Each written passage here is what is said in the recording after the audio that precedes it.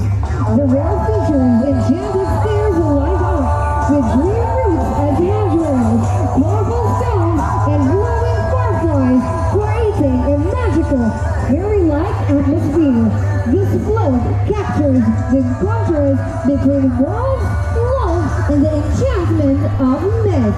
Ladies and gentlemen, the float of the Municipality of Sigma.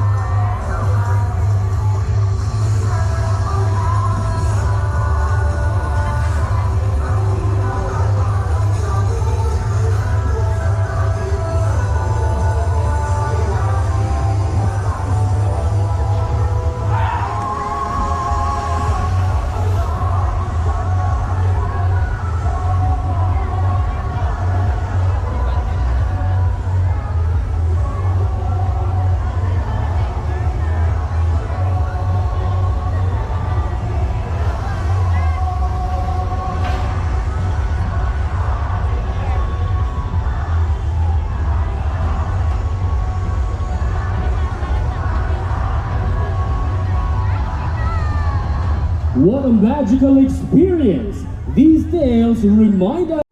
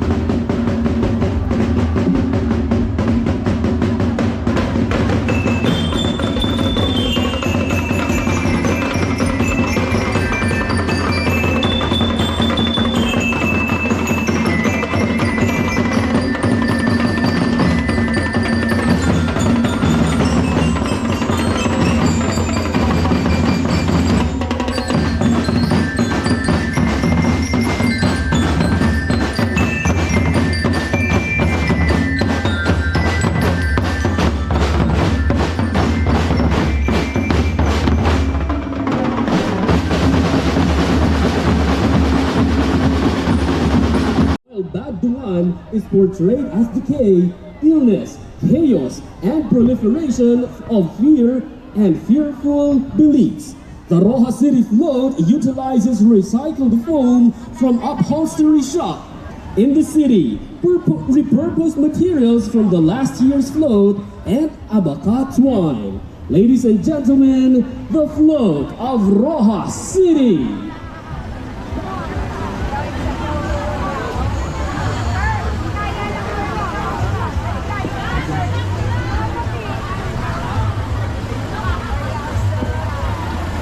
Following are the performers of Roxas City, represented by Don Inocencio A. Del Rosario National High School, headed by their principal, 𝗏𝗏𝗡𝗏.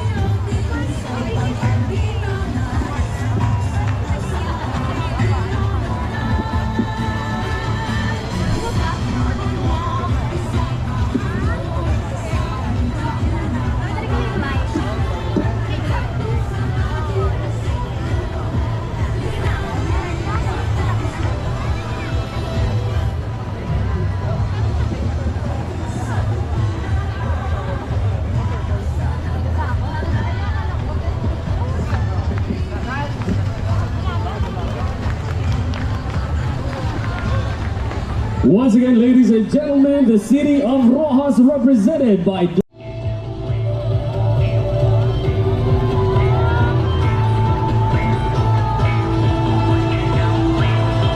ang probinsya sang Capiz, isa ka doon nga puno sang munggag kag sang kadagatan, kung sariin ang mga tao sini, may isa ka pinili nga tradisyon, nga amo ang pagpangayaw.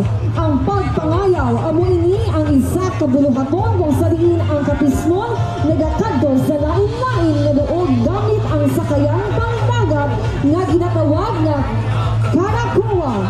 Ginagamit ang 𝗏𝗏𝗏𝗏 bilang transportasyon sa mga hangaway sa ila paglusot kag pagsalakay sa dagat nga kaya magsakay sa ginatos nga manugbugsay kag mga ngayaw nga ginatawag nga huwanggas sa mga Espanyol.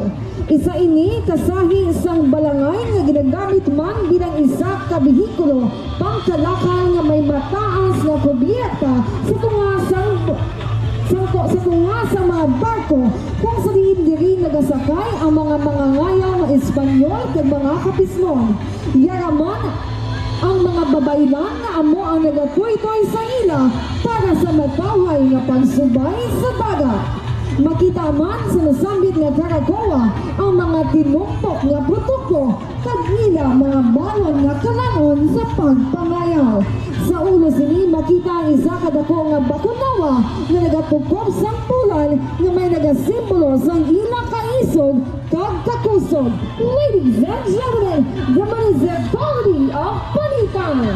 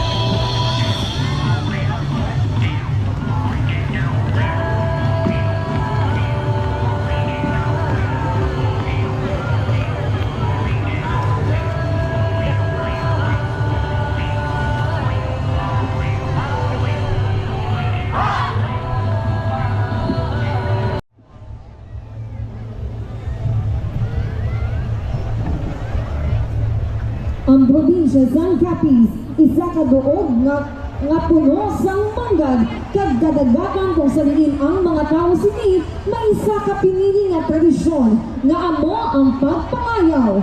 Ang pagpangayaw amo ini isa ka buluhaton kung saliin ang Capisnon nagakadto sa lain-lain nga doog gamit ang sakayang pangdagat nga ginatawag nga 𝗏𝗏𝗏𝗏𝗏. Makita man sa nasambit nga 𝗏𝗏𝗏𝗏𝗏 humpat nga produkto kag ina mga balon nga kalanon sa pagpangayaw. Sa ulo sini makita ang isa ka dako nga bakunawa.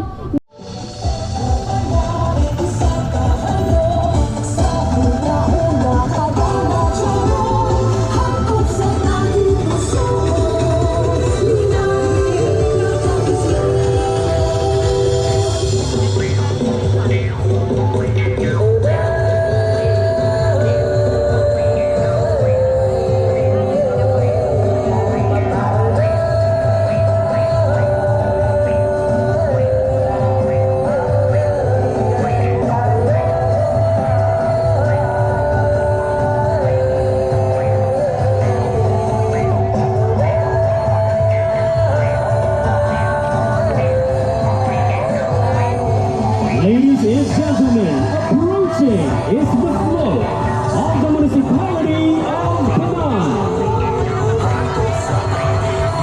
The float pays tribute to Penang's rich, turbulent past, centered on the early facade of Santa Monica Church, once home to Asia's largest Christian bell. Beneath it lies 𝗙𝗜𝗙𝗡𝗅, where brave revolutionaries battled Spanish forces, weakening the fierce cazadores and shaking colonial control. Winding through the float is the Panay River. More than a waterway, it served as a lifeline, silently aiding the revolution by young 𝗪𝗪𝗏𝗧𝗏 life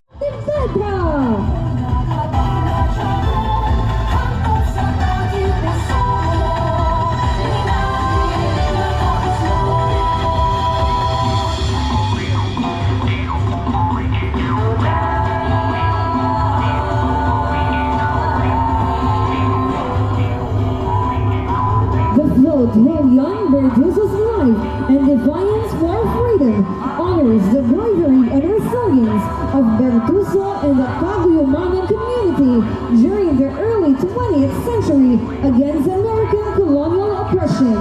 Central to the float is a traditional kubo or nipa hut, symbolizing Filipino family life, culture, and values.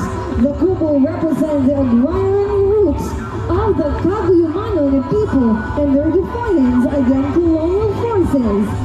Surrounding the kubo is a rugged terrain reflecting the landscape where 𝗪𝗪𝗏𝗧𝗏 and his followers fought guerrilla warfare.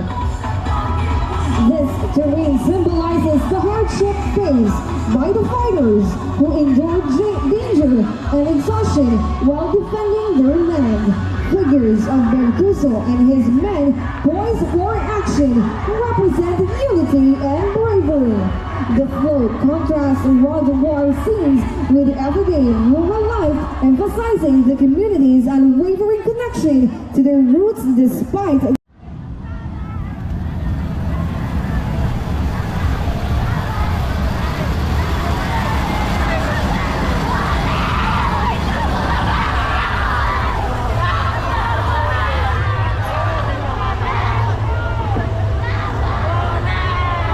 float contrasts world war scenes with the everyday rural life, emphasizing the community's unwavering connection to their roots despite the turmoil.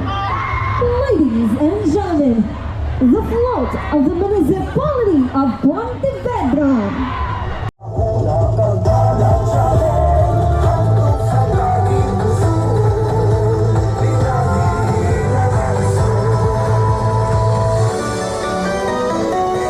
Ladies and gentlemen, the performers from the Municipality of Bilar, San Nicolas National High School.